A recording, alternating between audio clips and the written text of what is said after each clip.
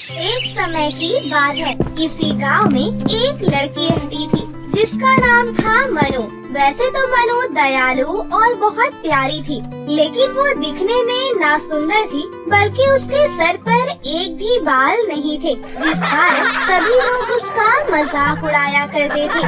ऐसे ही एक दिन मनु कॉलेज जा रही थी कि तभी रास्ते में कुछ लड़कियां उसे देखकर हंसते हुए बोली, अरे वो देखो, टकली चुड़ैल जा रही है। पता नहीं इस टकली का जन्म धरती पर क्यों हुआ है। ये तो धरती का बोझ है। ना ही सूरत अच्छी और ना ही सर पर एक भी बाल। उन सभी लड़कियों की बातें सुनकर मनु को बहुत बुरा लगा और वो आंखों में आंसू लिए चुपचाप वहाँ से चली गई। मनु दुखी मन से कॉलेज पहुँची। वहाँ भी सभी लड़के लड़कियाँ उसका मजाक उड़ाए बिना नहीं रह पाते। कुछ देर बाद क्लास में टीचर आई और सभी स्टूडेंट्स से बोली, स्टूडेंट्स, आप सभी अपने अपने प्रोजेक्ट लेकर आए हैं ना? और जो स्टूडेंट प्रोजेक्ट लेकर नहीं आए वो खड़े हो जाएं। तभी कुछ स्टूडेंट्स के साथ मनु भी चुपचाप खड़ी हो गई। ये देखकर टीचर बोली, अरे मनु, तुम प्रोजेक्ट क्यों नहीं लेकर आई? मैडम, मैंने प्रोजेक्ट बहुत ही मेहनत से बनाया था, पर लाना भूल गई। तभी एक स्टूडेंट हंसते हुए बोली, नहीं मैडम, इसे याद कहाँ से रहेगा। इसके सर पर बाल नहीं है ना, इसलिए सब कुछ सर के ऊपर से निकल जाता है। इतना कहते ही पूरी क्लास हंसने लगी। ये देख मनु की आंखों से आंसू बहने लगे, पर वो कहती भी क्या। फिर टीचर ने सबको डांट कर चुप कराया। बेचारी मनु को अपने घर में भी ताने सुनने को मिलते, क्योंकि घर में उसकी सौतेली माँ माधवी उसे चैन से जीने नहीं देती थी।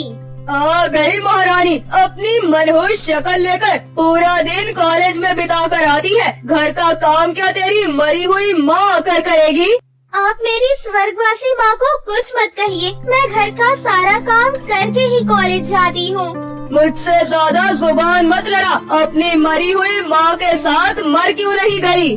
अपनी स्वर्गवासी माँ के बारे में सुनकर मनु को बहुत बुरा लगा और वो रोते रोते अपने कमरे में जाकर अपनी माँ की तस्वीर के सामने बैठकर रोने लगी।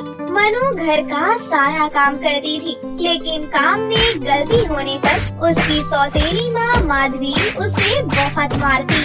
मुझे मत मारो, बहुत दर्द हो रहा है। कहीं जाकर मर क्यों नहीं जाती? कोई भी काम ढंग से नहीं करती। लगता है ऊपर वाले ने तुझे बाल के साथ दिमाग भी नहीं दिया। माँ, आप हमेशा मेरे साथ कड़वे बोल क्यों बोलती हो? तू है इसी लायक। जा यहाँ से और जल्दी से काम निपटा। अब एक भी गलती की तो आज रात तुझे खाना भी नहीं मिलेगा। माधवी की एक बेटी भी थी, उसका नाम था शिखा। शिखा दिखने में बहुत ही सुंदर थी, इसलिए उसे अपनी सुंदरता पर बहुत घमंड था। इस दुनिया में मेरे जैसी सुंदर लड़की और कोई नहीं है। मेरी झील से नीली आंखें और गोरे गाल और लंबे नागिन जैसे बाल और मोरनी जैसी चाल किसी की भी नहीं है। वाह, मैं कितनी सुंदर हूँ।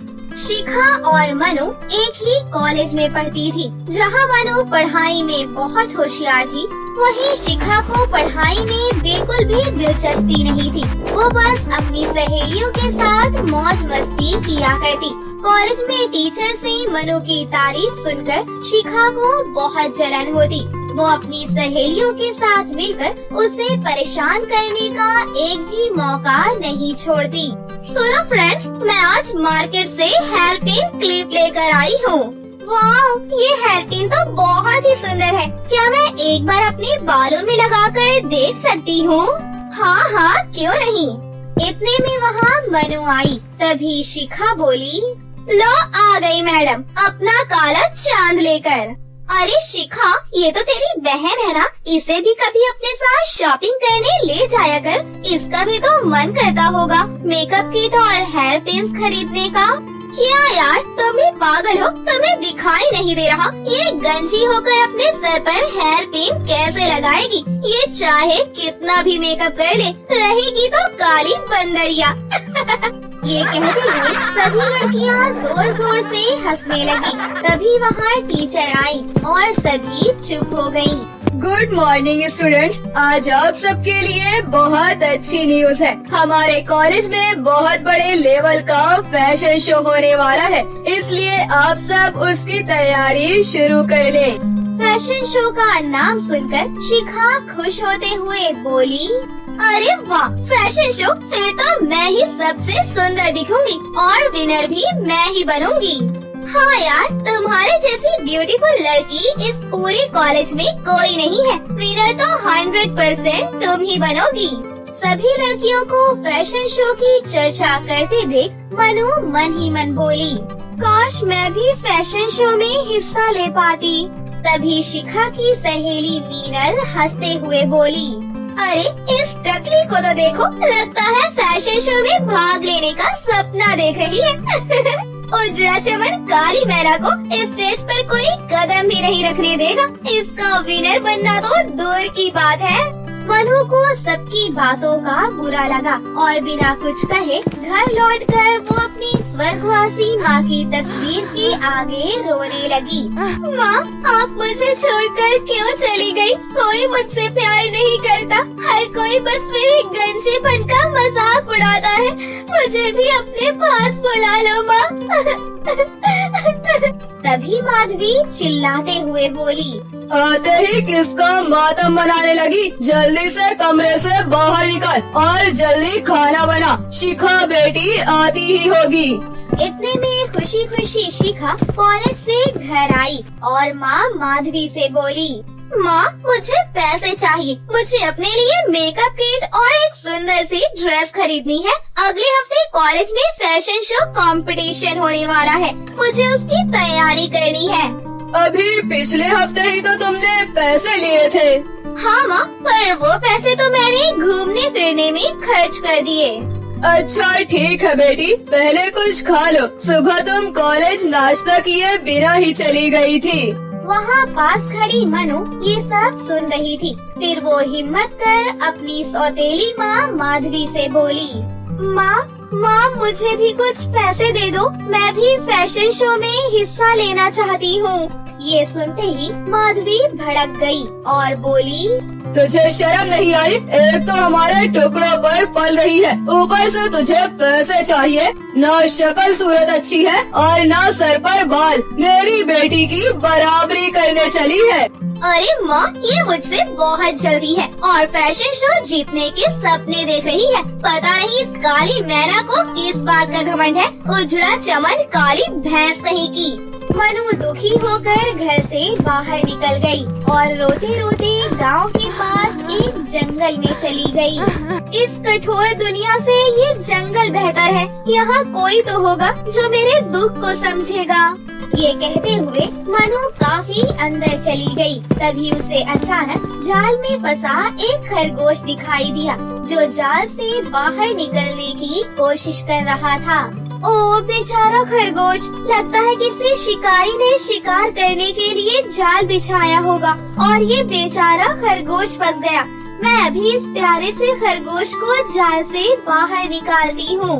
इतना बोलकर मनु ने खरगोश को जाल से बाहर निकाला। खरगोश आजाद होते ही खुशी से उछलने लगा और मनु के इर्द गिर्द घूमने लगा।